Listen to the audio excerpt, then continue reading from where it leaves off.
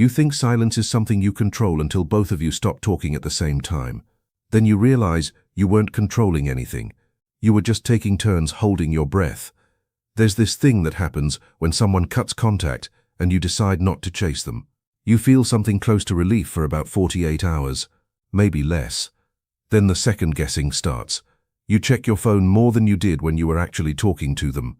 You rehearse conversations that will never happen. You build entire narratives around a 3-word text that never arrives. And somehow, in all of that noise inside your head, you convince yourself that you're the one who's moved on because you're not the one who reached out first. But what if they're doing the exact same thing?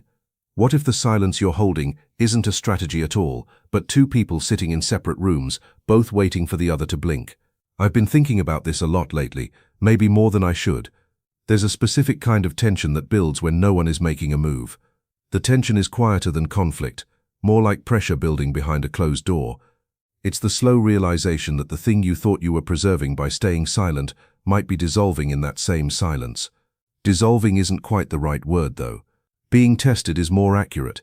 What gets exposed isn't strength or resolve, it's how much of the connection was just momentum, how much was real structure, and how much was just two people agreeing not to ask hard questions.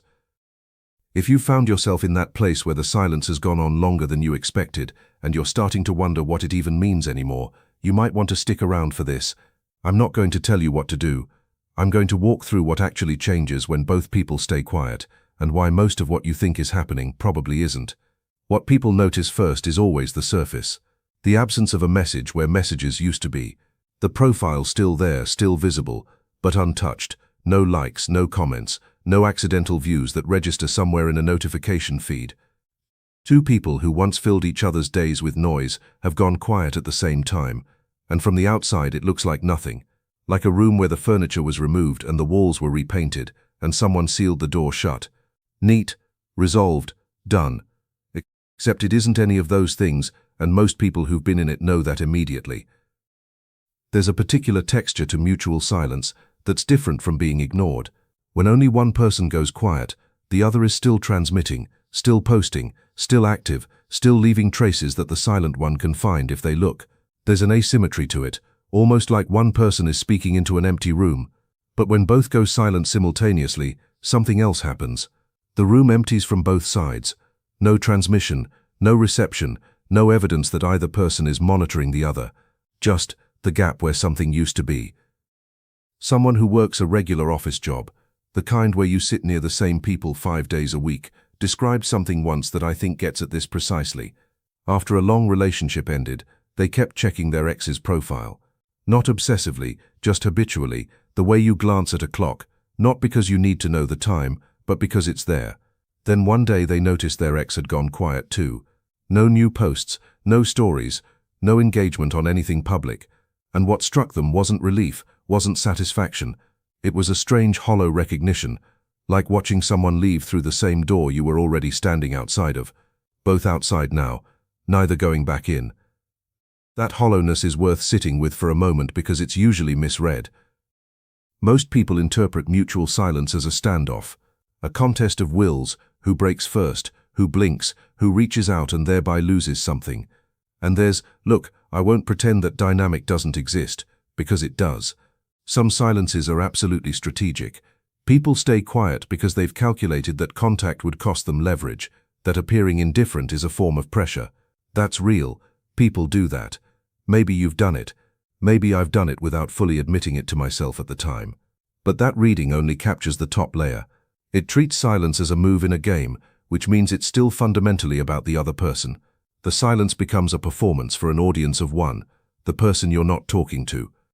You stay quiet to be seen as someone who can stay quiet, which is, when you hold it up to the light, not really silence at all. It's a loud thing wearing silence as a disguise. What actually happens on the surface level, what any outside observer would see and could measure, is simpler and stranger than strategy. Two people who shared a significant portion of their daily inner and outer life have ceased to be present to each other in any observable way. The channels are open but unused. The infrastructure of connection, phone numbers still saved, accounts still mutually visible, shared memories still technically accessible, all of it remains intact. Nothing was deleted, and yet the activity is zero. Dense silence, in this sense, is not an event. It's a condition. It's the state of a thing that was once moving and has now stopped, and all the energy that used to flow through it is still there, still charged, still looking for somewhere to go. This is where most people get stuck. They interpret the stillness as stagnation, as nothing happening, as time being wasted, and they move to fill it with distractions, with other people, with anything that hums loudly enough to drown out the sound of their own thinking. The silence starts to reveal something uncomfortable, and distraction temporarily solves it. That's why people move to fill it. Not weakness, just the path of least resistance. What it starts to reveal is this: without the other person responding, reacting, pushing back, validating, provoking, without all of that incoming information about who you are to someone else, you have to face who you are when no one is watching. Not the performed version. Not the one that exists in relation to another person's expectations or disappointments or affection. The one that's just there, sitting in the kitchen, going to work, breathing. That version is harder to face than most people expect. Not because it's ugly, though sometimes it shows you things you'd rather not see, but because it's quieter than you thought, less defined, less certain, more open than the story you've been telling yourself about yourself for however long the relationship lasted. The surface shows two people not talking. What's underneath that is something else entirely, and it takes longer to name. You don't actually know what they're doing. That sounds obvious. It isn't, because while you're sitting with the dense silence, your mind is not sitting still. It's constructing a full, detailed, emotionally convincing story about what's happening on their end. They're relieved. They're devastated. They've already moved on. They check your profile every night and close it fast. They told their friends you were the problem. They regret everything and just can't say it. All of it feels like information. None of it is. 3 weeks. That's how long one person spent completely convinced their ex was unbothered, had probably started dating again, was laughing at dinners, had filed the whole thing under done. Then they found out, months later, that the person had barely left their apartment for 2 of those weeks. The story was wrong in every detail. But it had felt so certain. This is what the mind does when it loses access to real data. It fills the gap, it writes fiction and reads it back as fact. And the fiction almost always says more about your own fears than about the other person's reality. The silence between two people becomes a screen, and whatever you're most afraid of, or most hoping for, is exactly what gets projected onto it. The fiction is exhausting, and underneath the exhaustion, something physical is happening that most people don't name correctly. Your body was used to that person, not in a poetic sense, in a literal, almost mechanical sense. The rhythm of contact, the anticipation of a message, the small chemical release that comes with being seen by someone whose opinion of you carried weight. That whole cycle ran on a kind of biological loop, and now the loop has been cut. What you're feeling in the silence isn't just emotional. It's closer to withdrawal than most people are comfortable admitting. Think about what a regular day used to contain. A message in the morning, maybe. A shared reaction to something stupid that happened. The low-grade awareness that someone out there was thinking about you, or might be. Small things. But the body doesn't distinguish between small and significant when it comes to patterns it's grown dependent on. Remove the pattern, and the body goes looking for it. Checks the phone, scans for signals, reads too much into nothing. That restless scanning quality, that's not weakness. That's a system running a search for something it was trained to expect. Someone going through this once told me they couldn't watch television anymore. Not because they were too sad. They weren't even sure they were sad exactly, but because every few minutes their attention would slip sideways and they'd find themselves halfway through composing a message they weren't going to send. Just the habit of it. The groove worn into the day where contact used to live. What the silence forces, whether you want it to or not, is a kind of recalibration. The system has to learn to regulate without the external input it relied on. And here's where it gets genuinely difficult. I'm not certain this part ever feels clean or linear for anyone, because the recalibration doesn't happen on a schedule. Some days feel almost fine. Other days the silence has a physical pressure to it, like something sitting on your sternum. The iron will that people talk about in these situations isn't the absence of that pressure. It's continuing to function while the pressure is there. Not performing ease. Not pretending the recalibration is complete before it is. Just staying put against the urge to reach for relief before the body has actually learned to produce its own. That is harder than it sounds. It is also the only way through. There's a question that the silence eventually forces on you, And it usually arrives not as a dramatic revelation but as something quiet and slightly inconvenient, like finding a crack in a wall you thought was solid. The question is simple and almost impossible to answer honestly. Who are you when you're not being perceived by that specific person? Not who you are in general, not your job title or your values as you'd list them to a stranger. Who you are in the specific textured day-to-day sense, what you reach for in the morning, what you find funny, what makes you feel capable, what makes you feel small, when none of that is being filtered through someone else's reaction to it. Most people, if they sit with this long enough, discover something unsettling. A significant portion of who they thought they were was actually a response. Not a fabrication, not a lie, but a version of themselves that had been shaped over months or years by what that particular relationship rewarded and what it quietly discouraged. You got warmer in the places where warmth was received well. You got harder in the places where softness had cost you something. You developed, and this is the part that takes the longest to see clearly, a kind of internal audience. A habit of running your own thoughts and feelings through an imagined version of their reaction before you even finished having them. Remove that audience, and the first thing that happens is not freedom. The first thing that happens is disorientation. Someone who had been in a long relationship years, the kind that restructures your entire social world around two people, described the early weeks of silence as feeling like they had forgotten how to have preferences. Not about anything serious, about small things. What to eat for dinner, what to do on a Saturday afternoon. These had become, without them fully noticing, collaborative decisions. Even the solo ones had been made with an awareness of the other person hovering somewhere in the background. Alone now, genuinely alone in the silence, they stood in the middle of a grocery store for what they said felt like a very long time, holding two different items, unable to generate a preference between them. Not paralyzed by grief, just blank, like a calculation that had been running on external data for so long that it didn't know how to run internally anymore. That blankness is not a breakdown, it is the beginning of something, though it rarely feels that way at the time. Marcus Aurelius wrote that a person's worth is measured by the things they give their attention to, not their intentions, not their history, not the story they carry about who they are, the actual direction of their attention, moment to moment. What you attend to is what you become. And the silence, the dense, uncomfortable, unmediated silence, forces your attention back onto yourself in a way that the presence of another person never quite does. Not because other people are distractions exactly, but because relationship is inherently outward-facing. It asks you to attend to something beyond yourself. Remove it, and the attention has nowhere to go but inward. What it finds there is not always flattering. Sometimes it finds habits that existed only to manage someone else's moods. Patterns of self-erasure that had become so normal they no longer registered as choices. Opinions that were actually borrowed, positions that were held because abandoning them would have required a conversation nobody wanted to have. Small surrenders, accumulated over time, that together add up to a portrait of someone who had been slowly editing themselves into a shape that fit a particular space. And now that space is gone, and the edited version has nowhere to live.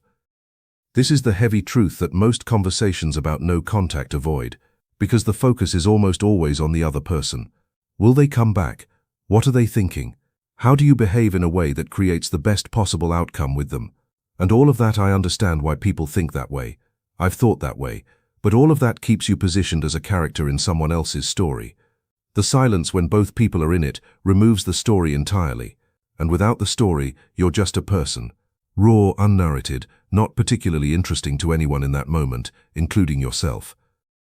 That rawness is where something steadier than confidence actually comes from, not from performing indifference, not from projecting the image of someone who has moved on and is doing fine, from genuinely sitting in the unnarrated version of yourself long enough that you stop needing the story to feel stable, long enough that the blankness in the grocery store stops feeling like loss and starts feeling like not freedom yet. That word gets overused, but like space. Room to find out what you actually reach for when no one is watching and no one is keeping score. The person who stood in that grocery store eventually picked one of the two items, not because they had a sudden revelation about their preferences, just because they were hungry and one of them was closer. And then the next day they made a choice about something slightly larger, and then the next day something larger still, not a transformation, not an awakening. Just the slow, undramatic process of a person learning to inhabit themselves again after a long time of inhabiting a relationship instead. That process has no dramatic arc. It moves at the speed of actual life, which is slower than anyone wants. It involves setbacks that feel disproportionately large and progress that feels invisible until it suddenly isn't. And it cannot happen. This is the part worth sitting with. It cannot happen if your attention stays fixed on the other side of the silence. On what they're doing, what they're feeling, whether they're changing, whether they miss you. Every moment your attention goes there, it leaves here. And here is the only place the work can be done. How you move through the silence tells you something you probably didn't want to know about yourself. The silence doesn't punish, it just shows you what's there. The silence is a kind of test that nobody designed, and nobody passes or fails. It's more like a material under pressure. What it reveals is the structure underneath, whether there's iron will holding the shape, or whether the shape was always being held by the other person's proximity. 30 days without contact, every single one of them spent in a state of low-grade obsession, checking adjacent accounts, analyzing old messages for tone, running probability calculations about whether the silence meant indifference or pain. Technically no contact, functionally still entirely consumed by the other person. The silence was maintained on the outside and violated continuously on the inside. That gap between the external behavior and the internal reality is exactly what the silence is designed to close. Not close in the sense of fixing, but close in the sense of making visible. You cannot hold the line on the outside and collapse on the inside indefinitely. Eventually the internal state shapes the external one, or it shapes you in ways you won't enjoy. Real steadiness during no contact is not the absence of difficulty. It's continuing to build your own life while the difficulty is present. Going to work, seeing friends, making decisions. Not because you feel ready, but because readiness is the part people don't want to hear. Readiness is built by doing the thing before you feel ready for it. The silence doesn't ask you to feel strong. It asks you to act from what strength you have, which is always more than you think, and let the feeling catch up later. Something shifts between two people during sustained mutual silence that doesn't shift back. Even if contact resumes, even if the relationship reconstitutes itself in some form, the period of silence leaves a mark on the dynamic that both people can feel, even if neither names it directly. Part of what changes is the proof of survivability. Before the silence, there may have been an unspoken assumption, common in long relationships, almost universal in intense ones, that the other person's absence would be unendurable. Not consciously held, maybe, but present in the background, quietly shaping behavior, the way one person might soften a boundary because the alternative felt too costly, the way another might tolerate something they shouldn't have because the thought of the silence that would follow was worse than the thing itself. The silence arrives, and both people survive it. That fact, quiet as it is, undramatic as it tends to feel from the inside, restructures something. The unendurable thing turned out to be endurable. And once you know that, you cannot unknow it. The thick skin you develop is not hardness toward the other person. It's the simple structural knowledge that you can exist without them, which is different from wanting to, completely different. But the difference matters. Who breaks first carries information, though not the information most people think. It doesn't signal weakness in any simple sense. Sometimes the person who reaches out first has done the most internal work and is genuinely ready for a different kind of conversation. Sometimes they haven't, and they aren't, and the reaching out is just the obsession finding an exit. The silence itself doesn't tell you which is which. Only the quality of what gets said after the silence breaks reveals that the silence revealed that the architecture was already compromised. It didn't cause the damage, it just turned the lights on. Two people staying in contact had been, without realizing it, a way of not examining what they actually had. Remove the contact, let the dense silence do its work, and what remains is sometimes not enough to rebuild on. That's not a failure of the silence. That's the silence functioning correctly as a revealer of what was actually there, beneath the noise of constant presence. The ones that do survive it tend to come back changed in a specific way. Less performed, less anxious. The dynamic that resumes, if it resumes, has a different quality to it, less clutching, more chosen. Both people having demonstrated to themselves at least that they can carry their own weight, that they don't need the relationship to function, which, paradoxically, makes them more capable of actually being in one. There are two completely different things that can look identical from the outside. Both involve a person not making contact. Both involve days passing, then weeks, the phone staying in the pocket, the account staying unchecked, or at least less checked than before. From any external vantage point, they're the same behavior. But from the inside, they couldn't be more different. One is a silence that waits, it endures the absence, but organizes itself entirely around the possibility of return. Every day of quiet is quietly dedicated to the outcome, to what happens when contact resumes, to how the story ends, to whether the other person comes back, or whether the silence eventually forces them to. The person in this silence is not really in the silence at all. They're in an imagined future, running scenarios, conserving energy for a conversation that may or may not happen. Every measure of their own progress runs through a single filter, how it might appear to the person they're not talking to. This is, and I want to be careful here because I don't think it makes someone a bad person, I think it makes them human. This is still a life organized around someone else's eventual reaction. The silence is a tactic, a waiting room. The other kind builds, it uses the absence of external noise to do something that constant contact makes almost impossible. It turns the attention fully inward and asks what actually needs work, not for the purpose of becoming more attractive to the other person, not to have a better answer when they finally reach out, just because this is the only life available, and living it poorly while waiting for someone else to make it meaningful again is a heavy truth that most people prefer not to say out loud. Someone who had been through a version of this described the shift happening around the 5th or 6th week, not dramatically. They said it was more like a temperature change than a revelation, gradual enough that they didn't notice it until it had already happened. They realized one morning that they had spent the previous day without once thinking about whether their ex was thinking about them, not because the feeling was gone, but because they'd been genuinely absorbed in something else. Work, in this case, a project that had been neglected for months, that they'd finally sat down with, that had pulled them in. One day of actual absorption, then two, then the proportion started to shift. That shift, that slow redistribution of internal attention away from the other person and toward the actual texture of your own life, is what the silence is for. The return, the leverage, the dramatic moment of reconciliation, none of that is what the silence is actually for. Just the quiet, unannounced day-by-day process of becoming someone whose sense of themselves doesn't depend on being perceived by a specific other person. The Stoic framing for this, and I'll say it plainly because it's precise, is that the only domain you actually govern is your own inner activity, not the outcome, not the other person's choices, not whether the silence ends in reunion or in permanent distance, only what you do with your attention while the silence lasts, whether you use it to wait or whether you use it to build, whether you emerge from it having changed something real in yourself, or whether you emerge relieved, unchanged, and destined to need another silence, longer, harder, to do the work you deferred the first time. The dense silence between two people is not a pause in your life. It is part of your life. It is asking you something.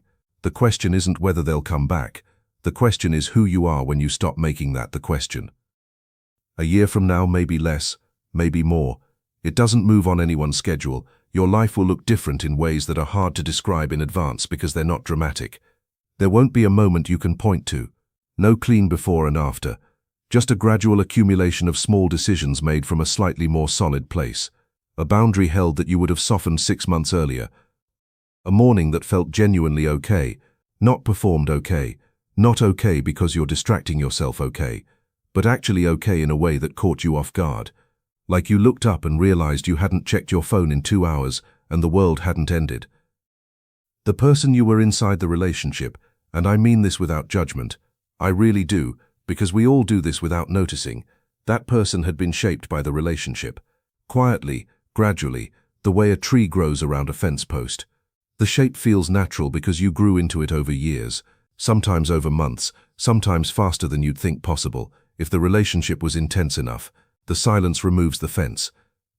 And what you find is that some of the shape stays, because it was actually yours to begin with, and some of it starts to release. Not in a rush, not cleanly, more like something slowly unclenching that you'd forgotten was clenched. That stretch of time, however long it takes, and it takes longer than you want, not spent waiting by the window, not spent on strategy and calculation, but actually inhabiting your own life while the silence does what it does, and you come out the other side with something that's hard to fake and impossible to borrow from someone else. A kind of steadiness that has nothing to do with how the situation resolved, whether they came back or didn't, whether the ending was the one you wanted or the one you were afraid of. Because the work happened inside the perimeter of what you actually control, which means it stays, it travels with you, it doesn't depend on anyone else's choices to remain intact. That's the distinction that matters, I think. maybe the only one that really matters when you strip everything else away. What you build during the silence belongs to you regardless of outcome. The waiting, if it pays off, gives you the other person back. The building, regardless of how it ends, regardless of what they decide or don't decide, gives you yourself back. And somewhere around month 4 or 5, most people quietly realize which of those was actually the return worth having. If this landed somewhere real for you, subscribe and leave a like if you haven't. The algorithm decides who sees this based entirely on those signals, so it's not a formality. It actually matters. The silence was never about them. It just took a while to stop feeling that way.